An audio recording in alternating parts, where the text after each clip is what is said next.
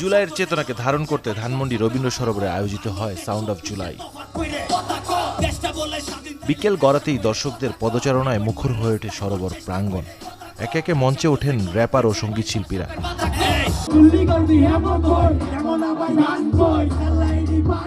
জুলাই আন্দোলনের আলোচিত গান, র্যাপ আর কবিতা পরিবেশনায় পুরো আয়োজন পরিণত হয় স্মৃতি আর সংস্কৃতির এক মিলন মেলায়।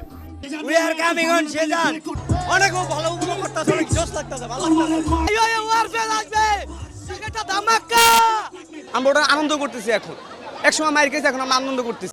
আমাদের স্বপ্নের দেশ শুধু বিনোদন নয়, অনেকের কাছে এই আয়োজন ছিল জুলাইয়ের ঘটনাগুলোকে নতুন প্রজন্মের সামনে সংস্কৃতির ভাষায় তুলে ধরার এক প্রচেষ্টা।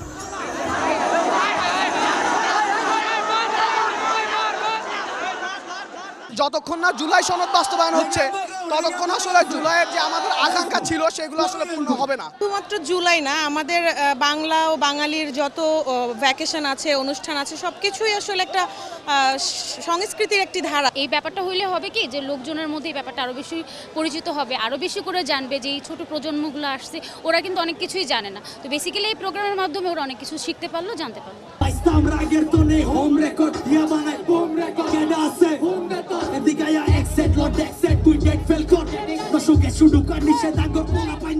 সঙ্গীত আর স্মৃতির সেতুতে সাউন্ড অফ জুলাই যেন মনে করিয়ে দিল, ইতিহাস শুধু বইয়ের পাতায় নয়, মানুষের কণ্ঠেও বেঁচে থাকে।